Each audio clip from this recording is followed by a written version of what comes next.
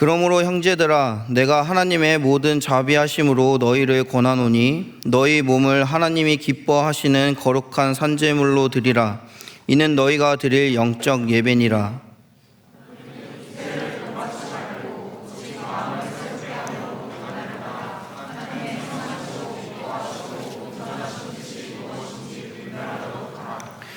내게 주신 은혜로 말미암아 너희 각 사람에게 말하노니 마땅히 생각할 그 이상의 생각을 품지 말고 오직 하나님께서 각 사람에게 나누어 주신 믿음의 분량대로 지혜롭게 생각하라.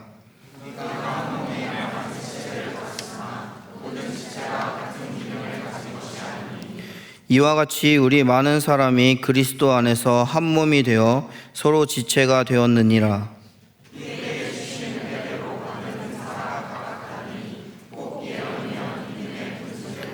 혹 섬기는 일이면 섬기는 일로, 혹 가르치는 자면 가르치는 일로,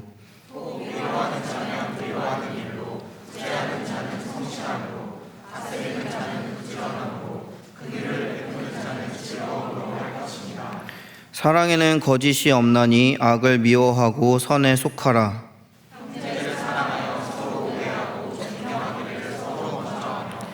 부지런하여 게으르지 말고 열심을 품고 주를 섬기라.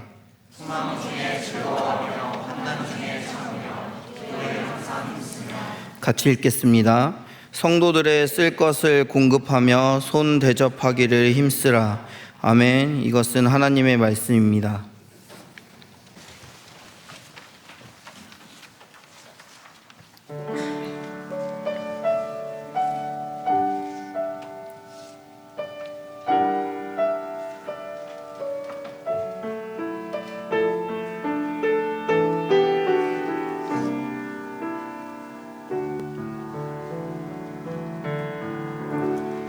은혜 아니면 나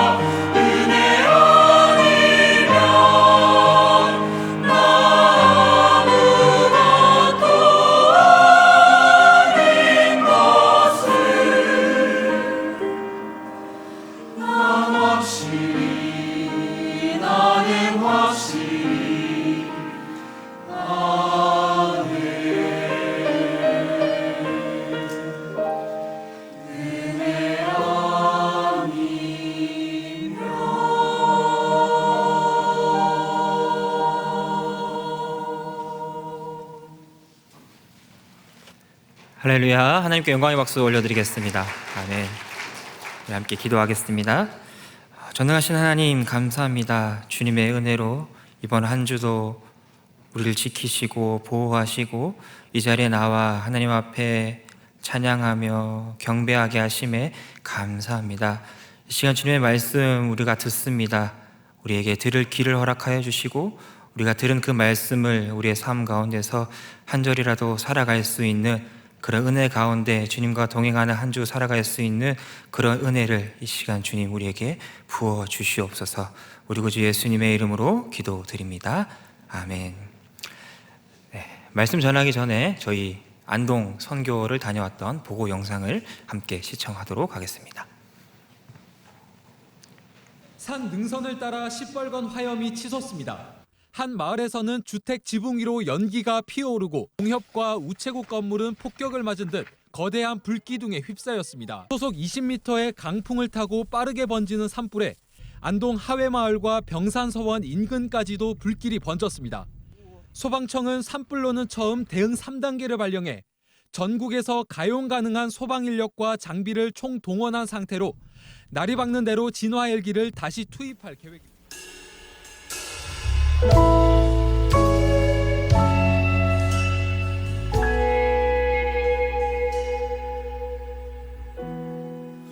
혼자서만 세상을 사는 듯이 주가 멀어 보이기만 할 때 우리는 바라보아야 하네.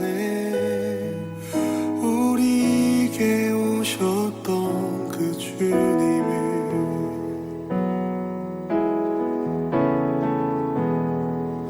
혼자서만 세상을 사는 듯이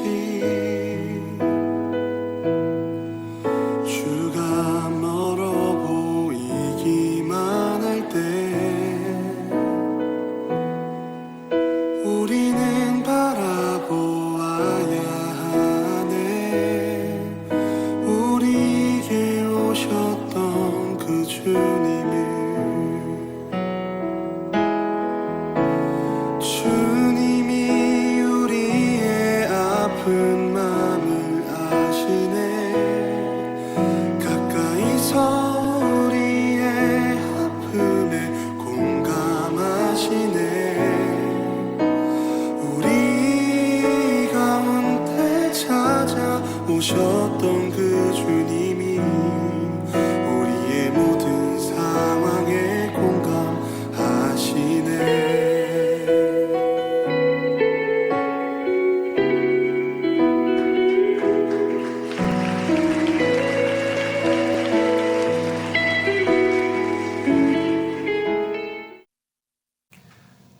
우리 안동 선교를 통해 영광 받으신 하나님을 찬양하며 우리 박수와 함께 올려드리고 또 5번 저희가 왕복하면서 다녀왔던 모든 청년들 또 우리 함께 기도로 동역했던 우리 서로를 바라보시면서 너무 감사하고 또 수고하고 또 함께 해주셔서 감사하다고 우리 서로 박수하고 또 격려하도록 하겠습니다. 감사합니다. 우리의 이 작은 발걸음이 그곳에 큰 또 아름다운 풍성한 복음의 열매가 맺어질 수 있기를 우리가 계속해서 기도하면 좋겠습니다. 8월에는 우리 모세 전사님 나오셔서 특별 예배 때 또 설교를 해주셨고 또 가오정 목사님 휴가 다녀오셨을 때 또 김민준 목사님이 설교해 주셨고 이제 2025년 마지막 11월 특별 예배 때 제가 설교를 하게 되었습니다. 오늘 함께 나눌 말씀은 로마서 말씀입니다. 로마서는 크게 두 부분으로 이루어져 있습니다. 첫 번째 단락은 1장에서 11장까지의 말씀인데 이 장에는 무엇을 믿을 것인가 라는 교리적이고 이론적인 내용이 담겨 있습니다. 그리고 두 번째 단락은 12장부터 16장까지 어떻게 살 것인가 라는 윤리적이고 실천적인 내용이 담겨 있습니다. 오늘 본문은 그 두 번째 단락인 어떻게 살 것인가에 해당하는 부분입니다. 어떻게? 여기에는 바울이 1장부터 11장까지 계속 이야기했던 믿음, 복음이 그 중심이 됩니다. 사람들은 각자의 신념을 가지고 살아갑니다. 무언가를 굳게 믿고 살아갑니다. 어떤 사람은 스스로를 굳게 믿으며 살아갑니다. 또 어떤 사람은 돈을, 또 어떤 사람은 권력을, 또 어떤 사람은 가족 또는 친구 등 각각의 믿음의 대상이 존재합니다. 우리 그리스도인들은 변함없으신 하나님의 약속의 말씀을 굳게 믿으며 살아가야 하는 줄 믿습니다. 믿으십니까? 아멘. 그렇다면 바울이 1장에서부터 11장까지 말하는 이 믿음, 복음의 핵심은 무엇일까요? 우리 로마서 1장 16절에서 17절까지의 말씀을 같이 한번 읽어보도록 하겠습니다. 시작. 내가 복음을 부끄러워하지 아니하노니 이 복음은 모든 믿는 자에게 구원을 주시는 하나님의 능력이 됨이라. 먼저는 유대인의 계요 그리고 헬라인의 계로다. 복음에는 하나님의 의가 나타나서 믿음으로 믿음에 이르게 하나니 기록된 오직 의인은 믿음으로 말미암아 살리라 함과 같으니라. 11장이나 되는 그 많은 복음을 전부 다 소개해 드리기에는 저희가 시간적 한계가 있기 때문에 그 중에 핵심인 말씀을 제가 가지고 와 봤습니다. 복음은 하나님의 능력이라고 바울은 이야기하고 있습니다. 바울은 유대인이나 이방인이나 모두 죄 가운데 거한다고 말합니다. 이방인에게는 하나님의 뜻을 분별할 수 있는 율법이 비록 없었지만 하나님께서 창조하신 이 창조 세계 안에 하나님의 속성을 알 수 있었음에도 그 양심을 거스르고 그 마음에 새긴 율법의 행위를 무시한 채 범죄했기 때문에 죄가 있다고 말합니다. 반면 유대인들은 하나님의 뜻을 분별할 수 있는 이 율법이 있었음에도 그것을 온전히 지키지 못했기 때문에 죄 가운데 있다고 말합니다. 이렇듯 유대인이나 이방인이나 모두가 죄 가운데 있지만 바울은 그런 죄 가운데 있음에도 우리는 하나님의 은혜를 받을 수 있다고 선포합니다. 예수 그리스도 안에 나타난 하나님의 의를 믿고 받아들임으로써 하나님과의 관계를 회복하는 것이라고 얘기합니다. 유대인이든 이방인이든 상관없이 예수 그리스도를 통해 정죄당하지 않고 하나님과 화평을 누리며 영원한 생명에 대한 소망을 가지고 살아갈 수 있다고 말합니다. 또 그러므로 복음은 모든 믿는 자들을 구원하시는 하나님의 능력이라고 바울은 담대하게 선포합니다. 그리고 바울은 그런 복음을 전하는 내가 복음을 부끄러워하지 않는다고 고백합니다. 두 번째로는 복음에는 하나님의 의가 나타납니다. 하나님의 의에는 세 가지 의미를 담고 있다고 말할 수 있습니다. 첫 번째는 하나님의 의는 하나님의 속성, 본질적인 그 하나님의 속성, 그분의 의로우신 성품을 의미합니다. 이런 하나님의 의는 죄에 대한 하나님의 진노와 심판에 드러납니다. 하나님께서는 사람의 죄를 결코 그냥 넘어가지 않으십니다. 마태복음 5장에 보면 예수님께서 이런 말씀을 하십니다. 너희가 간음하지 말라고 배웠느냐? 너희가 음욕을 품고 여인을 바라보는 것만으로도 죄라고 말씀하십니다. 하나님의 윤리, 하나님의 이 죄에 대한 평가는 어느 누구도 피해갈 수 없이 아주 가혹합니다. 어느 누구도 그 하나님의 죄에 대한 판단 앞에서는 피할 수가 없습니다. 그렇게 죄에 대해 엄격하신 하나님께서는 우리의 죄를 덮기 위해 자신의 하나밖에 없는 아들 예수 그리스도를 우리의 죄를 대신해 죽이심으로 하나님의 공의로우심을 나타내셨습니다. 두 번째는 하나님의 의는 예수 그리스도를 믿는 자에게 전가되는 의입니다. 죄인인 우리가 그리스도의 의를 받아 하나님 앞에서 의롭다 하심을 얻는 이신칭의입니다. 우리를 의롭다 하시는 의는 하나님의 전적인 은혜입니다. 이 은혜는 받을 자격이 없는 자에게 거저 주시는 하나님의 선물입니다. 창세기 15장에는 아브라함이 여호와를 믿으니 여호와께서 이를 그의 의로 여기시고 세번역 성경은 아브라함이 주님을 믿음이 주님께서 아브라함의 그런 믿음을 의로 여겨주셨다라고 이신칭의에 대해서 처음으로 이야기하고 있습니다. 이 창세기 15장에는 하나님과 아브라함 사이에 횃불 언약이 등장합니다. 재물을 반으로 갈라놓고 그 사이를 지나가는 자가 그 언약을 어길 시에는 이처럼 똑같이 반으로 갈라 죽인다는 그런 무서운 약속입니다. 이 언약에서 아브라함은 재물 사이를 지나가지 않습니다. 하나님께서는 연기나는 화덕과 횃불을 사용하셔서 직접 그 사이를 지나가십니다. 하나님께서는 이미 아브라함이 그 약속을 지키지 못할 것을 아셨습니다. 하지만 그런 아브라함의 믿음조차도 하나님께서는 의롭다 여겨주십니다. 왜냐하면 바로 16장에서 아브라함은 아브라함의 씨 사라를 통해서 자녀를 낳는 것이 아니라 하갈, 그 사라의 여종을 통한 하갈을 통해서 이스마엘을 낳기 때문입니다. 하나님께서는 분명히 너의 씨를 통해서 너의 아내 사라를 통해서 내가 자녀를 주겠다, 믿음의 자손을 번성하겠다 약속하셨는데 아브라함은 그것이 지체되자 그것을 믿을 수 없었던 것입니다. 그래서 인간적인 방법으로 하갈을 통해 이스마엘을 낳게 됩니다. 이것처럼 아브라함은 원래 반으로 갈라져서 죽어야 했습니다.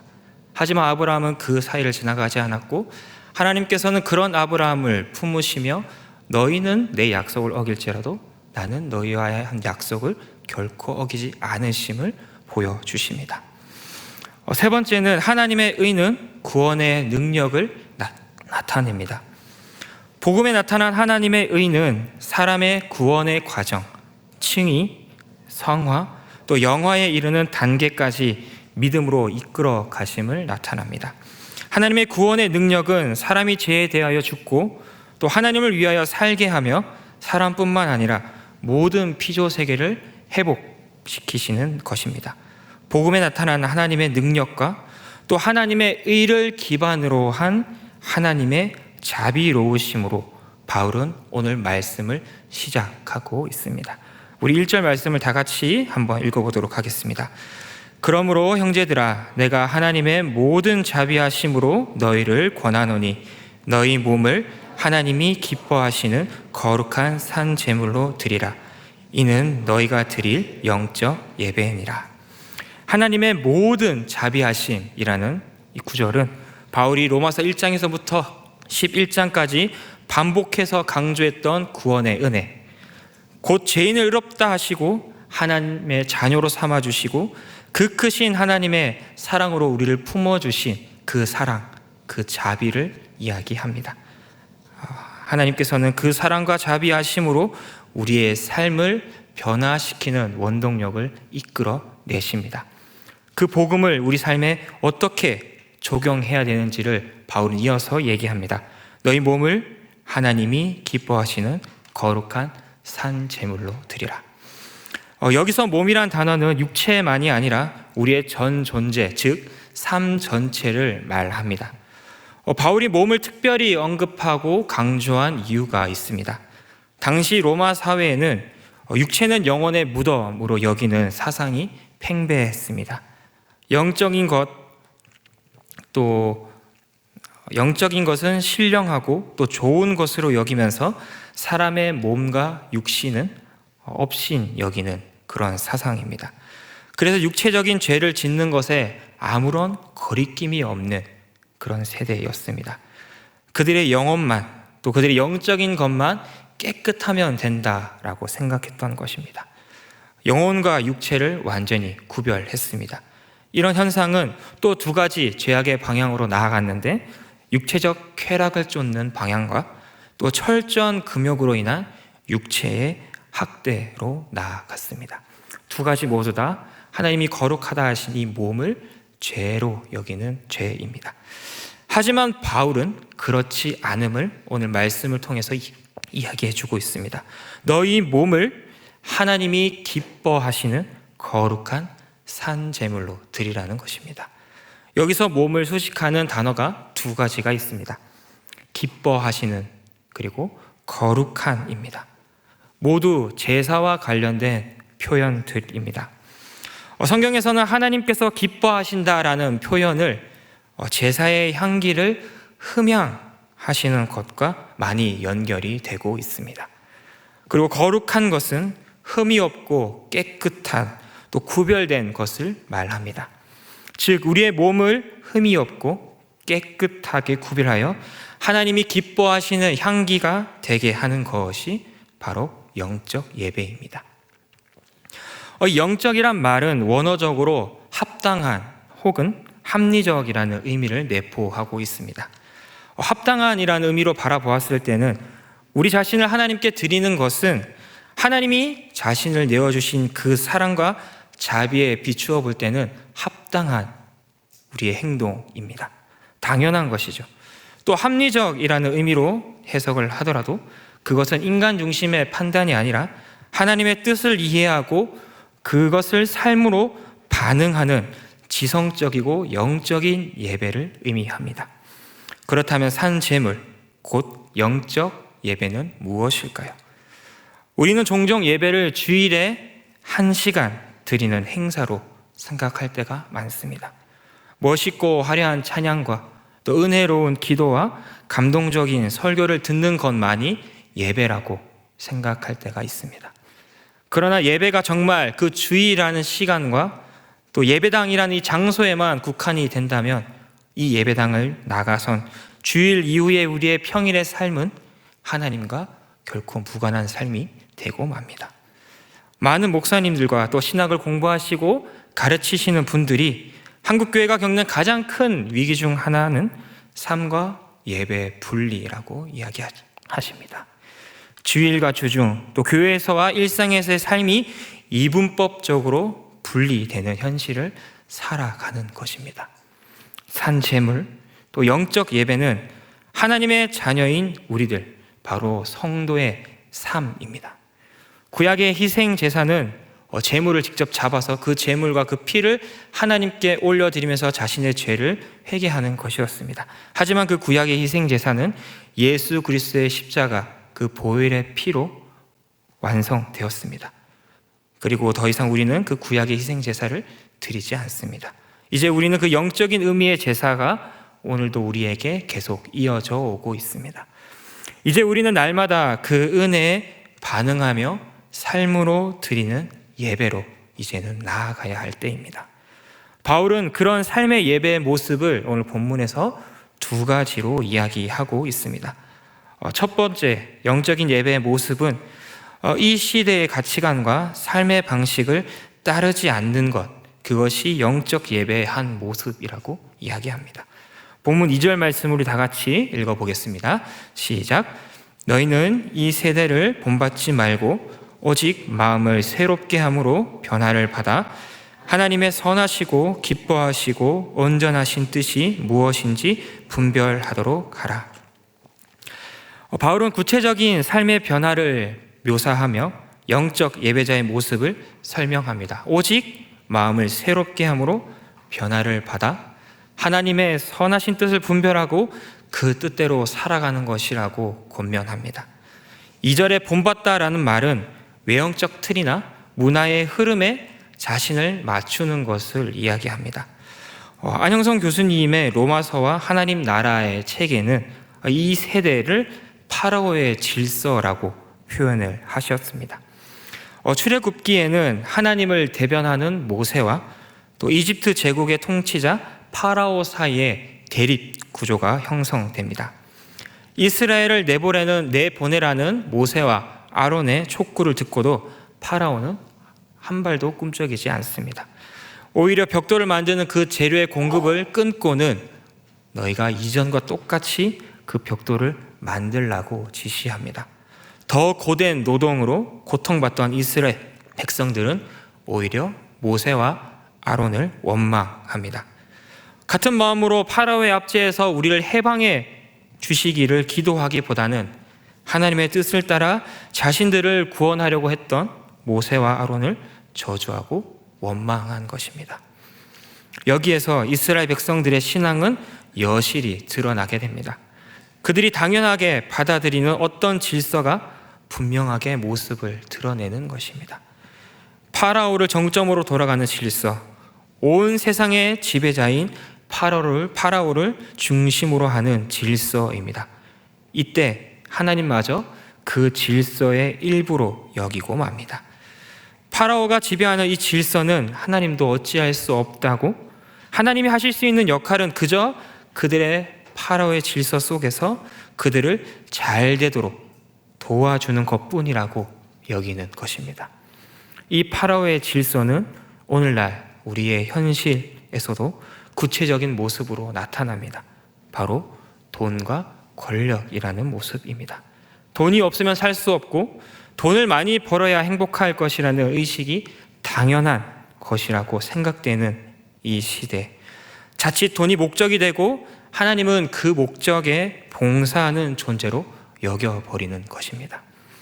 또 사람들은 권력을 얻기 위해 모든 수단을 동원합니다. 하지만 권력을 잡았다고 생각하는 순간 오히려 그 권력의 노예가 되어버리고 맙니다. 심지어 그 권력이 클수록 노예의 상태는 더욱더 악화되고 심화되고 맙니다. 바울은 그런 시대를 본받지 말라라고 말합니다. 마음을 새롭게 하고 변화를 받으라고 말합니다. 변화를 받다라는 말은 속 사람의 근본적인 전환을 의미합니다. 이는 삶의 방향과 본질적인 가치관의 변화입니다. 우리의 생각과 삶의 방식이 이 세대를 따라가는 것이 아니라 복음에 따라 새로워졌을 때, 하나님의 가치관으로 이 세상을 바라볼 때 하나님의 뜻이 무엇인지 분별할 수 있다고 바울은 이야기하는 것입니다. 진짜 구원받은 사람은 계속 하나님의 형태로 변화되어 가는 성화의 과정을 걷는 사람들입니다. 하나님의 선하시고 기뻐하시고 온전하신 뜻이 이 말씀 가운데, 그 말씀을 기반으로 기도하고 묵상하며 하나님의 뜻에 맞추어 가는 것, 그 과정이 곧 삶의 예배라는 것입니다. 두 번째는, 삶의 예배는 교회 안에서의 다양성과 통일성으로 나타난다고 합니다. 우리 본문 3절 말씀을 함께 읽어보겠습니다. 내게 주신 은혜로 말미암아 너희 각 사람에게 말하노니 마땅히 생각할 그 이상의 생각을 품지 말고 오직 하나님께서 각 사람에게 나누어 주신 믿음의 분량대로 지혜롭게 생각하라. 마땅히 생각할 그 이상의 생각은 교만을 의미한다고 볼 수 있습니다. 바울은 11장에서도 높은 마음을 품은 이방인 선지자 신자들에게 경고하는 메시지로 교만한 마음을 품지 말라고 유사하게 표현하고 있습니다. 즉 각 사람에게 주신 믿음의 분량대로 너희는 교만하지 말고 생각과 행동을 조심하라는 것입니다. 믿음의 분량은 무엇일까요? 어떤 사람은 이 믿음의 크기와 작음, 믿음의 강함과 약함이라고도 얘기할 수 있는데, 오늘 본문에서는 그 의미를 타인을 향해 교만하거나 업신여기거나 비판하지 않는 태도로 바라볼 수 있습니다. 이는 공동체의 연합과 연결된 문제입니다. 바울은 4절과 5절을 통해 공동체의 다양성과 통일성을 강조합니다. 4절, 5절 우리 한 말씀을 읽겠습니다. 시작. 우리가 한 몸에 많은 지체를 가졌으나 모든 지체가 같은 기능을 가진 것이 아니니 이와 같이 우리 많은 사람이 그리스도 안에서 한 몸이 되어 서로 지체가 되었느니라. 한 몸, 공통일성입니다. 많은 지체, 다양성입니다. 또 모든 지체는 통일성입니다. 그러나 같은 기능을 가진 것이 아니라고 얘기하는 것은 또 다양성을 이야기합니다. 그래서 많은 사람, 그리스도 안에서 한 몸이 되었다라고 통일성을 강조합니다. 그러나 서로의 지체가 되어 주었다. 그 다양성 안에, 그 통일성 안에 다양성을 이야기합니다. 바울은 왜 교회와 믿음의 공동체를 그리스도의 몸에 비유를 했을까요? 이것은 예수님께서 성만찬을 통해 가르치신 내용이기 때문입니다. 너희를 위하여 찢기는 나의 몸, 너희를 위하여 흘리는 나의 피. 예수님께서는 직접 본인의 몸을 통해 우리가 연결되어 있음을 그 성찬식을 통해 제자들과 오늘 우리에게 보여주셨습니다. 우린 지난주에 이 자리에서 함께 성찬식을 나누었습니다. 이것은 예수님의 찢겨진 몸입니다. 이것은 우리를 위해 흘리신 예수님의 보혈입니다. 우리가 그것을 이 자리에서 함께 나눌 때마다 예수 그리스도를 기념하라고 이야기하십니다. 예수님께서 우리를 위해 찢기셨듯이 우리 역시 이 빵과 같이, 이 떡과 같이 찢겨지는 것을 다시 한 번 더 다짐하는 것입니다. 예수님께서 우리를 위해 피 흘렸듯이 우리 역시 서로를 위해 피와 눈물을 흘려주기를 다짐하고 결단하는 그런 성만찬의 말씀을 바울은 몸의 비유에서 우리에게 얘기해 주고 있습니다. 본문 6절 하반절부터 13절까지의 말씀을 우리 같이 한번 읽어보겠습니다. 시작. 혹 예언이면 믿음의 분수대로, 혹 섬기는 일이면 섬기는 일로, 혹 가르치는 자면 가르치는 일로,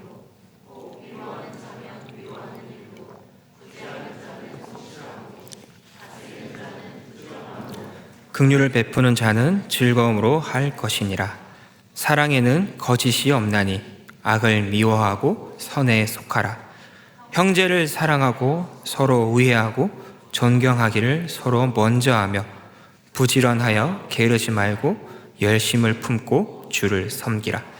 소망 중에 즐거워하며 환난 중에 참으며 기도에 항상 힘쓰며 성도들의 쓸 것을 공급하며 손 대접하기를 힘쓰라. 바울은 우리 구체적으로 공동체를 섬길 수 있는 방법을 얘기해 주고 있습니다. 하나님께서는 우리 각각의 사람들을 교회 공동체로 모으셨고 또 그리스도를 머리로 하는 몸으로서 그의 공동체 각각의 지체로 삼으셨습니다. 우리 각자의 은사는 다릅니다. 중요한 것은 믿음의 분량대로 겸손히 생각하고 하나님이 주신 은사로 이 교회를 세워가고 가꾸어가는 것입니다.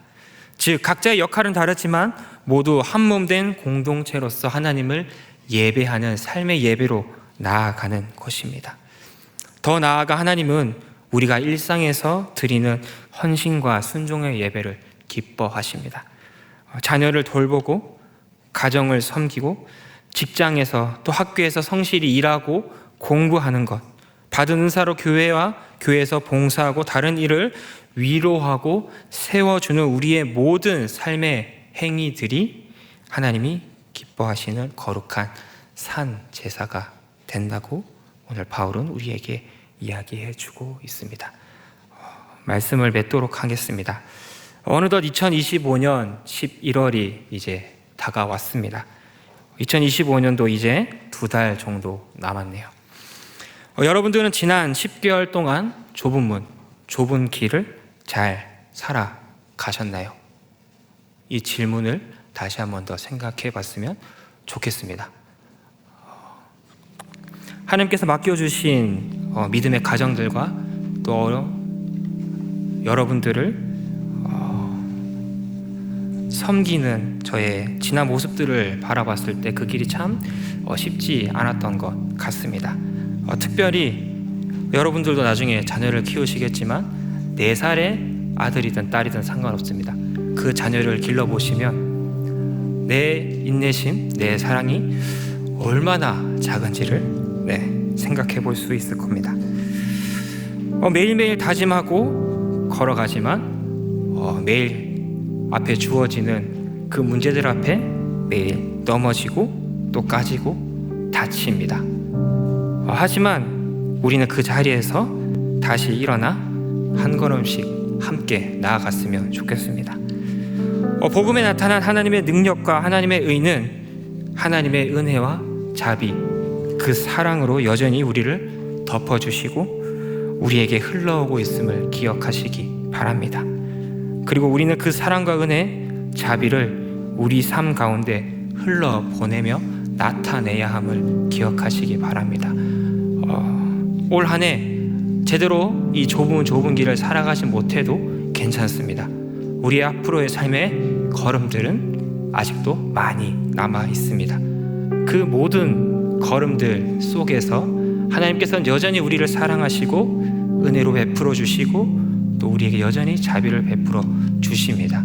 그렇기 때문에 그 한 발 넘어졌다고 해서 좌절하지 마시고 다시 툴툴 털고 일어나시기 바랍니다. 그리고 다시 한 번 더 힘을 내어 그 하나님께서 가라고 하셨던 좁은 문, 좁은 길을 향해 한 걸음씩 나아가시길 바랍니다. 이 세대의 가치를 따르지 않고 하나님의 가치관으로 이 세상을 바라보며 하나님의 나라의 가치를 살아가는 삶의 예배를 드릴 수 있는 저와 여러분이 되시기를 축복합니다. 교회 공동체 안에서 하나님께서 주신 은사로 서로를 섬기며 세워주며 교회 공동체를 든든히 세워가는 우리 모두가 되기를 축복합니다. 이번 한 주 또 우리가 우리의 삶 가운데 하나님께 드릴 이 삶의 예배 가운데 간절히 하나님의 크신 사랑과 그 자비하신 은혜를 사모하시기 바랍니다. 또 하나님께 마땅히 드려야 할 경배로 나아가시기 바랍니다. 간절히 하나님을 구하는 자에게 하나님은 넘치는 은혜를 부어주시는 분이십니다. 그리고 그 은혜는 우리를 삶으로 예배하게 합니다. 영과 진리로 성령의 도우심을 간구하며 진리의 말씀을 한 걸음씩 살아가는 삶의 예배자리 되시기를 주님의 이름으로 간절히 축복하고 축원합니다.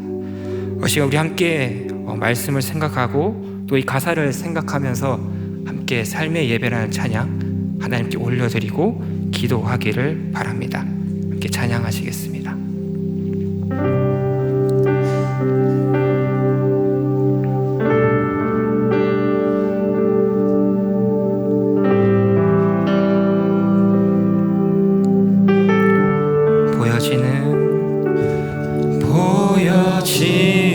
보여지는 예배 아니 마음으로 드리는 예배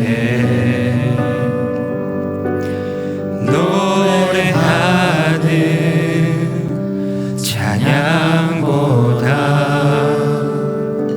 삶으로 고백되는 예배 나를 위한 예배 아니 주님 뜻을 향한 예배 내 마음과 정성 다하여서 주 앞에 드려지는 예배 주 앞에 엎드려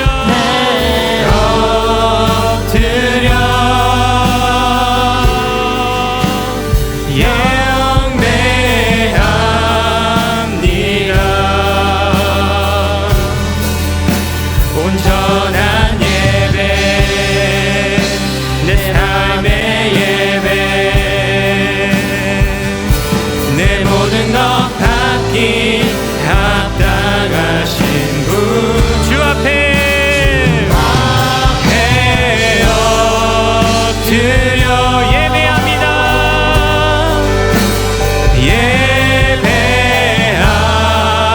예배합니다. 나의 모든 삶 나의 모든 뜻 말씀 앞에 순종하는 삶의 예배 드리기 원하네. 이제 우리 한 번 더 가사를 생각하시면서 나를 위한 예배 아니 주님 뜻을 향한 예배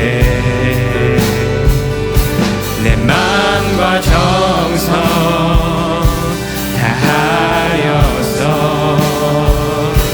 주 앞에 드려지는 예배 주 앞에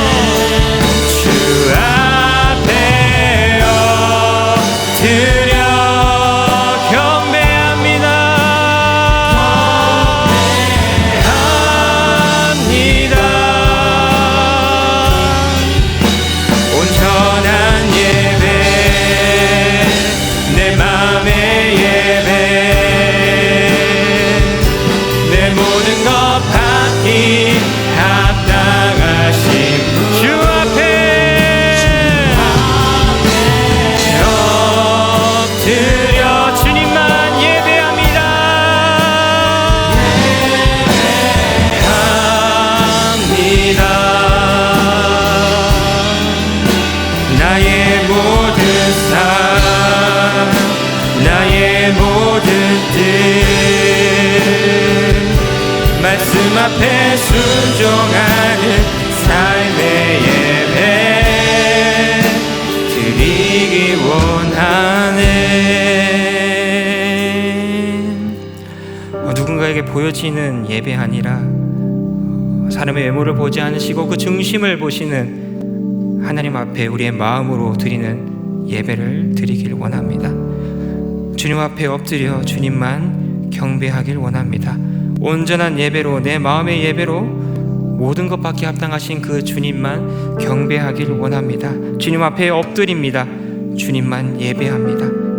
나의 모든 삶, 나의 모든 뜻, 주님의 변함없으시고 영원하신 그 말씀 앞에 순종하는 삶의 예배로 나아가는 그런 우리가 되게 해달라고 이 시간 주님의 이름 간절히 찾으며 우리 함께 기도하며 나아가도록 하겠습니다.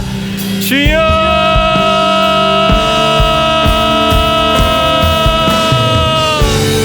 감사합니다. 아버지 주님, 이 시간 말씀을 통하여 우리에게 삶의 예배로, 내 삶의 자리로 주님 나아가게 하신 그 하나님의 은혜의 말씀을 듣습니다.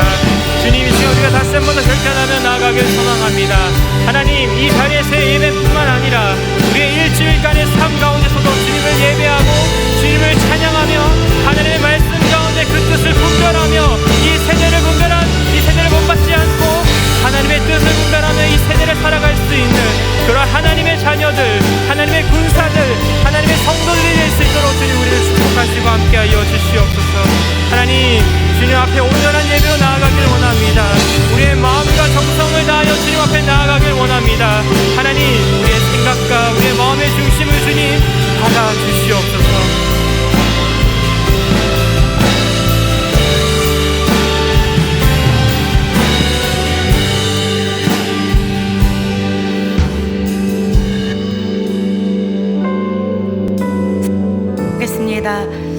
오늘 말씀은 이야기하고 있습니다. 너희의 몸을, 너희의 몸, 너희의 인생을 하나님이 기뻐하시는 거룩한 산 제물로 드려라. 이것이 너희가 드릴 수 있는 영적 예배다. 여러분, 순교도 어려운데 그 순교하고 하나님 앞에 죽는 것보다 더 어려운 것은 살아있는데 순교자처럼 사는 그런 산순교인 것 같습니다. 오늘 사도 바울은 우리에게 너희가 산 제물로 주님 앞에 드려져라 이렇게 이야기하고 있습니다. 우리가 이 땅을 살고 있으나, 우리가 살아있으나 죽은 제물처럼 주님의 뜻을 따라 살아가는 것, 이것이 우리가 본받아야 할 삶이라고 오늘 사도 바울은 이야기하고 있습니다. 여러분의 몸은, 여러분의 인생은 하나님이 기뻐하시는 거룩한 산 제물로 드리고 있는지 우리가 좀 돌아보면 좋겠습니다. 하나님이 기뻐하셨던 많은 사람들, 모세, 또 바울, 이 성경을 썼던 수많은 사람들, 그들은 인생을 정말 다 드려 하나님 나라를 향하여 전진하며 나아갔습니다. 뒤를 돌아보지 않고 하나님 나라를 향하여. 네, 오늘 2절에서 말씀하고 있습니다. 우리가 그 거룩한 산 제물처럼 사는 기뻐하시는 삶을 살기 위해서는 두 가지가 필요한데, 첫 번째는 우리 마음을 새롭게 하는 것입니다. 우리 마음을 새롭게 변화하는 것입니다. 이 세대를 본받지 않는 것. 여러분, 만약에 모세가 출애굽했는데 그의 마음에 여전히 애굽이 그의 마음에 컸다면, 모세가 출애굽했는데도 불구하고 그의 마음은 온통 애굽의 시스템, 애굽에서 먹었던 음식들, 애굽에서 누렸던 호화스러운 생활들, 그곳에 있었다면, 그것이 마음을 변화받지 않고 내 모든 생각이 그곳에 있었다면, 새롭게 하지 않았다면 우리 인생은 하나님 앞에 나아갈 수 없는 것입니다. 그래서 하나님은 우리에게 이야기하시는 것입니다. 롯의 아내처럼 뒤를 돌아보지 말아라. 너희가 작정하고 하나님 나라를 향하여 달려갈 때 너희 마음 가운데 뒤를 돌아보고 계속 그 세상을 탐하며 그리워한다면 너희는 자꾸 뒤를 돌아보며 반드시 넘어질 것이다. 하나님 우리에게 이렇게 이야기하시는 것입니다. 그래서 하나님이 말씀해 주신 우리가 우리의 몸을 하나님이 기뻐하시는 산 제물로 드리기 위해서는 지금 가장 먼저는 내 마음을 새롭게 변화해야겠습니다. 이전 것은 지나가고 내 삶의 변화가 되기 원합니다. 이렇게 먼저 가장 첫 번째로 좀 기도하면 좋겠습니다. 뒤를 돌아보지 않겠습니다. 이렇게 하면 함께 기도하겠습니다. 주여, 그리고 기도하겠습니다. 주여.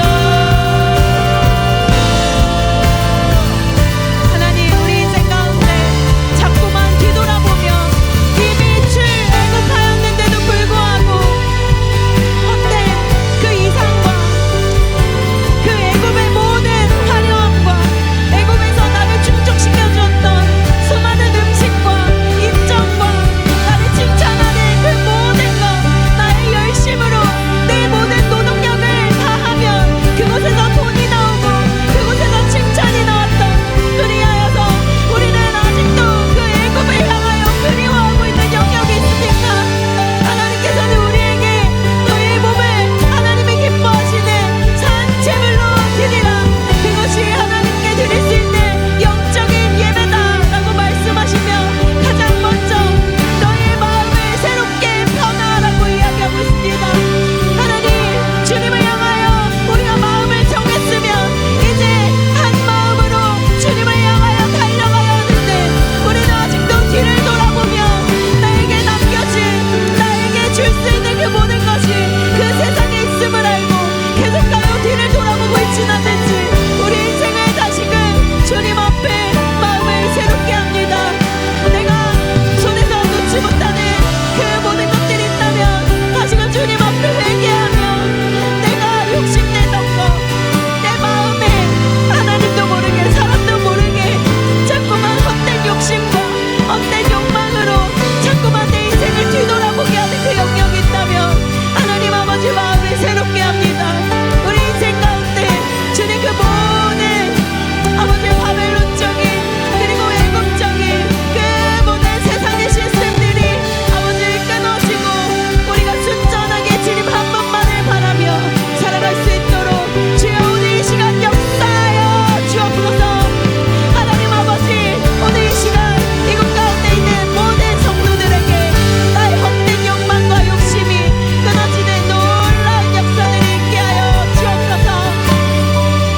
하나님, 오직 하나님 한 분만 아버지 따르기로 결단하였다면 아버지 내가 놓지 못했던 수많은 욕심들, 내가 놓지 못했던 그 수많은 욕망과 갈망들 하나님 앞에 정말 내려놓고 이제는 자유인으로 하나님이 주시는 만나와의 주라기를 기대하며 우리가 그 걸음을 걷기 원합니다. 하나님, 때로는 더딜 수 있습니다. 그러나 하나님이 주시는 것은 영원합니다. 하나님, 우리가 주님을 믿는 그 믿음을 더하게 하여 주옵소서. 아버지, 우리의 생각보다 더 크고 높으신 하나님을 신뢰하게 하여 주옵소서.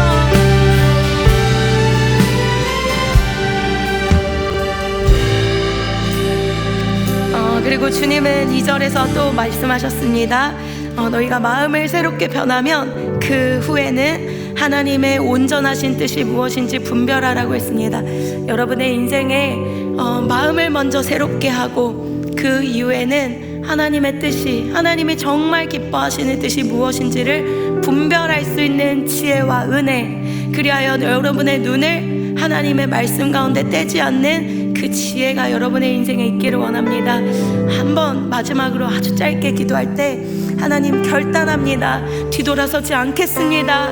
롯의 아내처럼 미련하게 자꾸만 그 소돔과 고모라를 탐하고 그 뒤를 돌아보면서 소금 기둥이 되어 영원한 구원에 이르지 못하였던 그 여인처럼 나의 삶이 되지 않기 원합니다.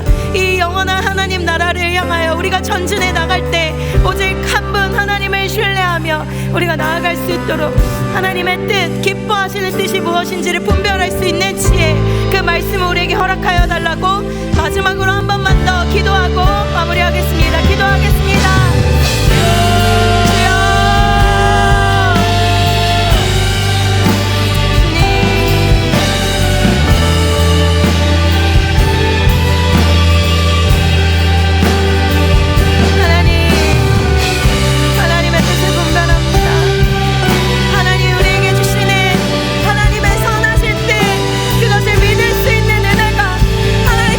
신뢰할 수 있는 믿음이 우리 가운데 있게 하여 주옵소서.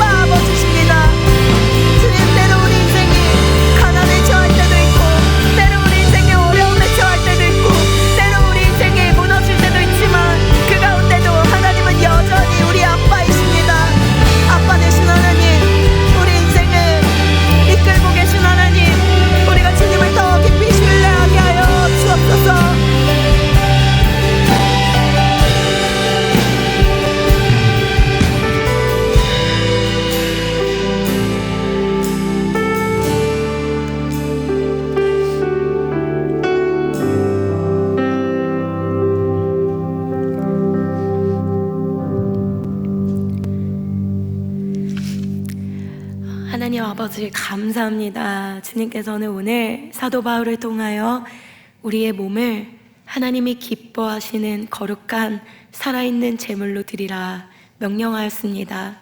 하나님, 때로는 순교보다 더 어려운 것이 살아있지만 순교자처럼 사는 인생인 것 같습니다. 하나님, 우리 평강에 예배드리는 모든 성도들에게 하나님이 기뻐하시는 산 제물로 살아갈 수 있도록 우리의 몸을 하나님이 기뻐하는 일에 헌신할 수 있도록 주여 우리에게 지혜와 은혜 베풀어 주옵소서. 때론 우리가 삶을 살아가다가 지치고 낭망하는 때가 있습니다. 그러나 그 가운데서도 하나님은 여전히 우리 손을 놓으신 적이 없고 끝까지 인도하시는 하나님이셨습니다. 먼저 우리의 마음을 새롭게 하겠습니다. 우리의 마음을 새롭게 하며 이제 뒤돌아보지 않는 결단을 하겠습니다. 우리를 가장 귀하게 인도하여 주시고, 두 번째로는 하나님이 기뻐하시는 뜻이 무엇인지를 분별하며 그 뜻을 따라 쫓아가기 원합니다. 우리의 길을 인도하여 주옵소서. 감사드리며 예수님의 이름으로 기도드립니다. 아멘. 이 시간 다 함께 자리에서 일어나셔서 찬양을 부르며 세상으로 힘차게 나아가겠습니다. 그날은 속히 오리라. 그날은 속히 오리라. 그날은 속히 오리라. 그날은 속히 오리라. 그날은 속히 오리라. 그날은 속히 오리라. 그날은 속히 오리라. 그날은 속히 오리라. 우리가 꿈꾸는 나라, 그곳은 우리의 고향. 손에 잡히지는 않아도 믿음으로 그곳을 보내. 그곳이 실존하기에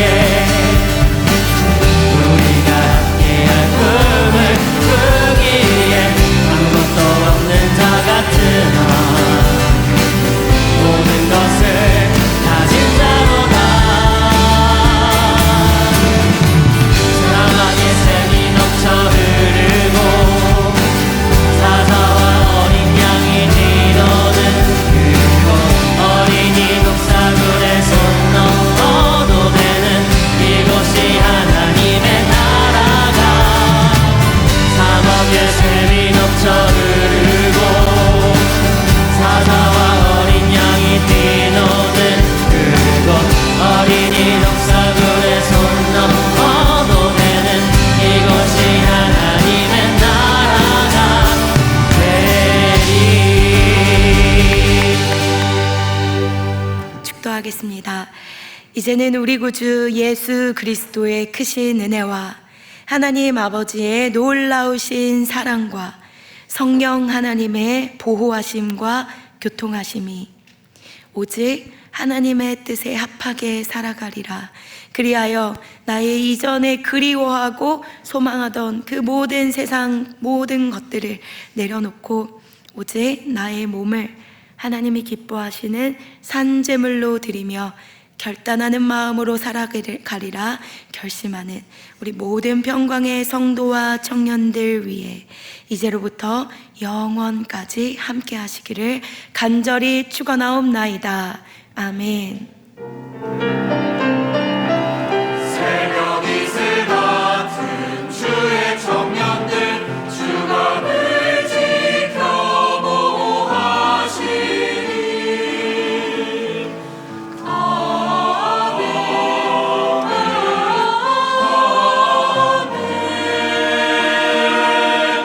주의 길 걸어가리라.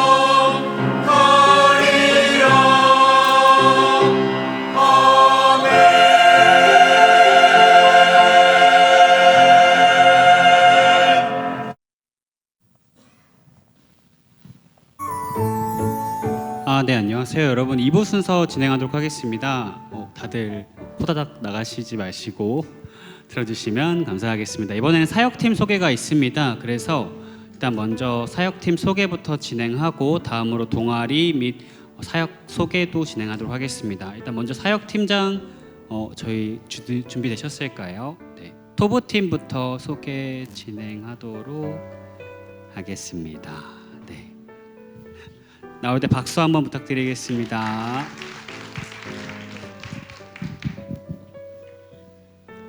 네, 안녕하세요. 토브 팀장 박보경입니다.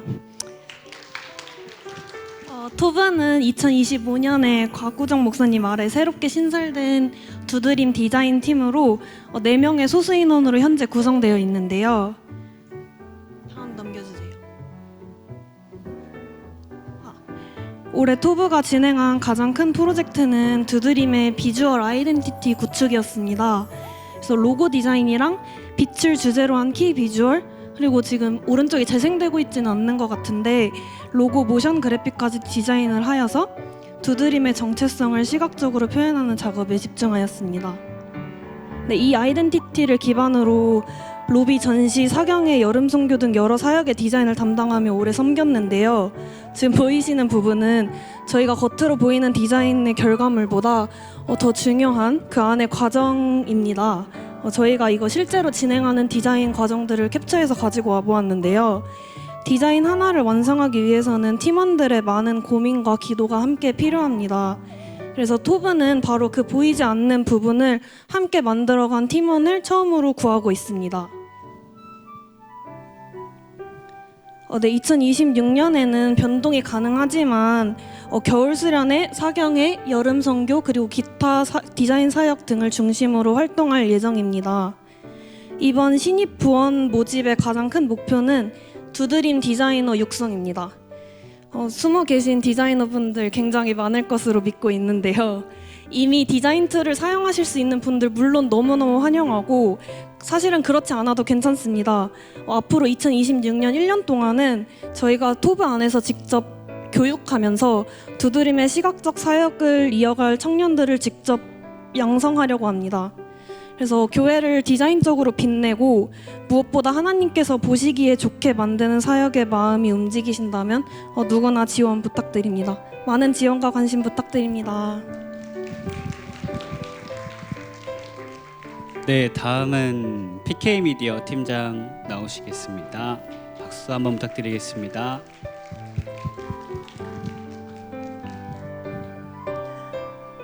안녕하세요. 저는 오늘 PK 미디어 팀을 소개할 미디어 팀장 최인영입니다. 저는 2023년 4월부터 미디어 팀에서 섬김을 했었고 올해 팀장을 맡게 되어서 현재까지 하고 있습니다. 다음을 넘겨주시면 간단하게 PK 미디어 팀에 대해서 설명을 해드리면 예배당의 방송실에서 매주일 청년부 예배 진행을 돕는 사역팀입니다.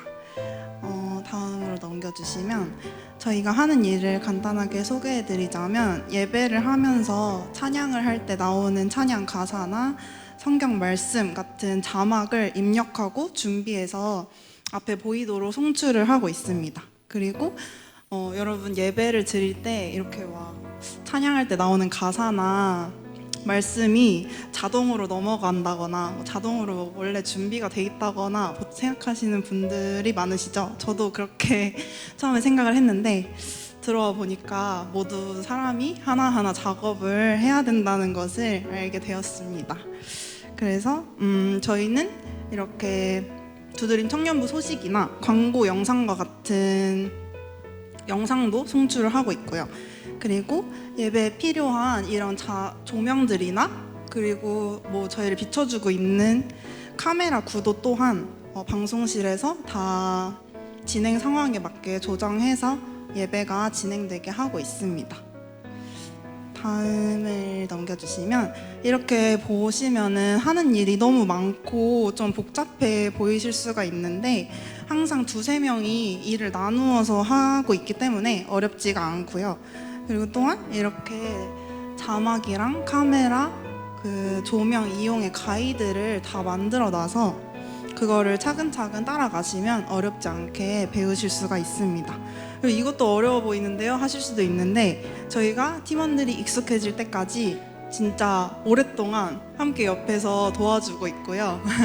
그리고 한 예배 진행할 때도 2-3명이서 함께 하기 때문에 계속 도와줄 수가 있어서 걱정하지 않으셔도 됩니다. 다음을 넘어가 주시면 PK 미디어 팀의 장점 중에 하나는 다른 사역팀과 좀 다르게 시간이 많이 없어도 사역을 할 수 있다는 것인 것 같아요. 다른 사역팀은 약간 토요일이나 주일 오전에 일찍 모여서 회의를 하거나 연습을 하는 게 필요할 때가 많은데 저희는 매주 주일 예배 시작 1시간 전에 예배를 준비하고 있고 그래서 나는 시간을 많이 내는 것이 좀 부담스럽다 하시는 분들도 모두 할 수 있을 거라고 생각을 하고요.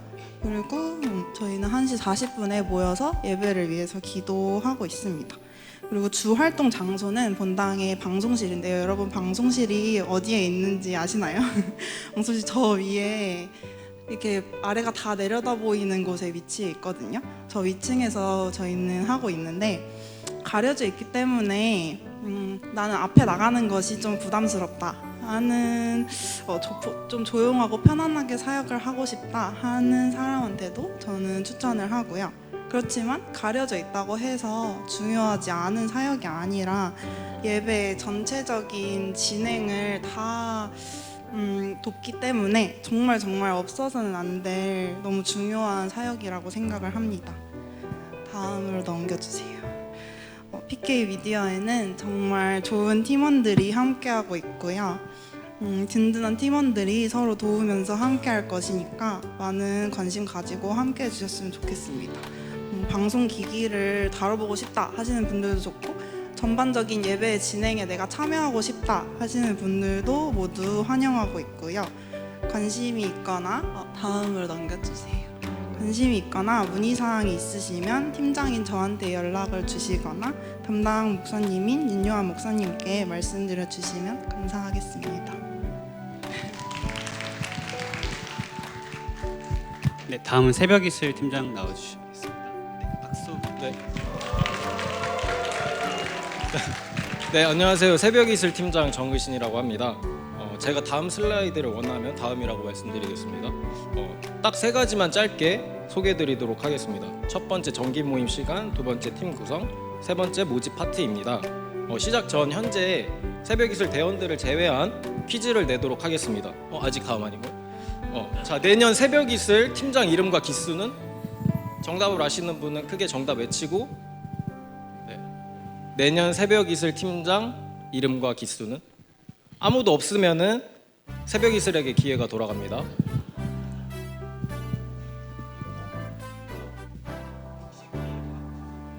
맞나요? 네. 네. 그러면 다음 정기 모임 소개해드리겠습니다. 네. 매 주일 저희 12시 20분에 축복이 골짜기에서 연습 시작을 합니다. 올라가기 직전에 새벽 이슬 담당 교역자분께서 기도를 해주시고 1시 50분에 성가대석 자리하여 기도로 예배를 준비하고 있습니다. 그리고 또한 매월 1회 토요일 월간 새벽 이슬 모임이 있습니다. 보통 3시 30분에 연습하고 이후엔 가사 묵상과 교제의 시간도 있습니다. 그리고 맛있는 저녁 식사를 하고 볼링도 치고 자유롭게 시간을 보내고 있습니다. 월간 새벽 이슬 연습 모임만 하면 너무 아쉽다고요? 네, 그래서 MT와 다양한 투어도 함께하고 있습니다. 네, 보이시는 사진과 같이 저희 즐겁게 다녀왔고요. 다음은 팀 구성 말씀드리겠습니다. 팀 구성은 시간상 PPT만 참고 부탁드리겠습니다. 네, 마지막 슬라이드 보여주세요. 네, 모집 파트는 전 파트이고 노래 못해도 상관없고 주님께 모든 영광을 올려드리며 찬양의 뜨거움을 느끼고픈 분들은 모두 환영합니다. 네, 아까 그 눈썰미 좋으신 분들은 MT 사진 어디 있었어 하셨을 텐데 여기 앞에 잘생긴 요셉이 눈치 챘었나요? 못 챘어요? 아쉽네요. 그래서 준비했습니다. 지금 보여드릴 영상은 올해 여름 MT 추억이 담긴 모습이고 영상 보시면서 함께 웃고 또 우리 공동체의 따뜻한 분위기를 느꼈으면 좋겠습니다. 영상 보여주세요. 새벽 이슬 MT 좋았다! 진정 즐길 줄 아는 여러분이 이 나라의 챔피언입니다. 하!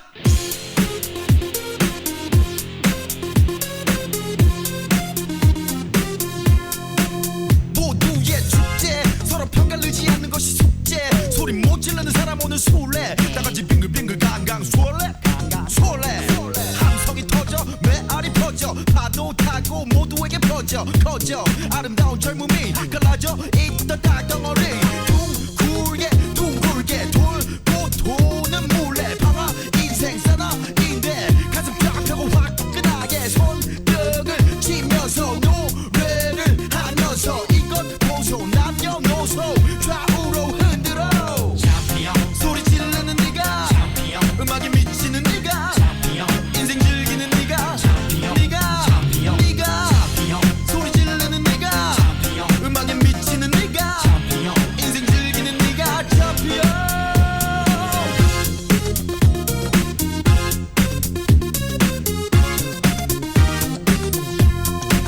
전경과 학생 서로 대립해서 네, 이제 내년에 네, 감사합니다. 네, 이제 내년에 새벽 이슬이 기대된다고요? 감사합니다. 네, 그럼 여기까지 주님을 사랑하는 우리가 모두 챔피언입니다. 감사합니다. 망관부. 네, 마지막으로 저희 내년에 새롭게 신설되는 중보기도 팀장님 나와서 말씀해 주시겠습니다. 네, 안녕하세요. PPT도 영상도 준비하지 않은 60기 강병관 청년입니다. 네, 중보기도 사역팀 관련해서 두 가지만 안내 드리려고 합니다. 첫째는 올해는 중보기도 팀이 임원 소속으로서 진행되고 운영되었더라면 이제 내년부터는 중보기도 사역팀으로 발족하여 진행될 예정입니다. 두 번째는 중보기도 사역팀의 비전인데요. 저희는 기도 운동을 일으킬 수 있는 기도로 훈련된 10명의 청년을 세우는 것이 목표입니다. 그래서 기존에 저희가 중보기도 모임 예배 전에 중보기도 모임을 준비하고 또 일주일에 한 번 중보기도 모임을 또 그런 것들을 준비하는 것처럼 뿐만 아니라 이제 기도 관련된 교육과 강의와 그런 양육 시스템들을 구축해서 함께 같이 기도로 좀 훈련된 기도 운동을 일으킬 수 있는 청년을 세우는 것이 목표고요. 저희는 MT 대신에 기도원 갈 생각입니다. 그래서 모집 관련해서는 추후에 좀 더 준비하고 정비해서 내년에 다시 한번 말씀드리도록 하겠습니다. 감사합니다.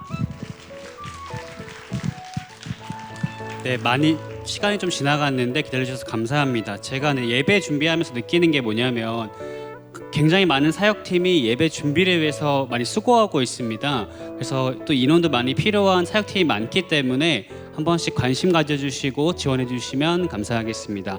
네, 다음 페이지 부탁드리겠습니다. 네, 저희는 두드림 동아리 활동도 짧게 소개하겠습니다. 저희는 총 7개 동아리가 소속되고 있고요. 다음에 사진 보면서 설명드리도록 하겠습니다.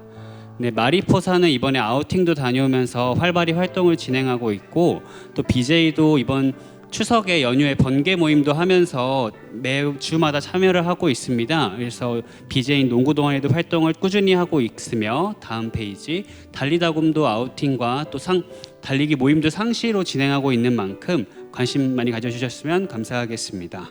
네, 다음 페이지입니다. 네, PKFC도 10월, 9월 다 열심히 활동하였습니다. 이번에 11월에도 축구 활동이 있으니 또 지원하고 싶으신 분들께서는 김호정 청년님 찾아주시면 감사하겠습니다. 다음은 하나님의 군대입니다. 10월에 총 4번 모임을 진행하고 있다고 합니다. 특별히 이번엔 노방전도도 11월에 나가고 있는 만큼 전도와 또 관계전도 관심 있으신 분들은 김대한 청년에게 요청해 주시면 감사하겠습니다. 네, 다음 페이지입니다. 저희 밴드 동아리가 이번에 공연이 있습니다. 11월 16일 주일 저녁 7시에 교육관 6층에서 진행할 예정입니다. 그래서 관심 있으신 분들은 교육관 6층으로 찾아주시면 좋을 것 같습니다. 네, 마지막 페이지입니다. 저희 이번에 드리머에서 평강 청년교를 진행했습니다. 아마 본인이 소속된 셀도 있을 것이라고 생각됩니다. 자세한 셀 내용이나 또 시상 관련해서는 인스타를 참고해 주시고 드리머에서 특별히 이걸 위해서 많이 수고해 주셨습니다. 그래서 드리머 청년들을 만나면 또 격려의 박수 한 번씩 부탁드리고, 그리고 오해린 청년이 이제 드리머 회계인데 그 시상 관련해서는 이제 각 셀장들에게 연락할 예정인 점도 안내드리겠습니다. 네, 오랫동안 기다려주셔서 감사합니다. 즐거운 셀 모임 되시기 바랍니다. 감사합니다.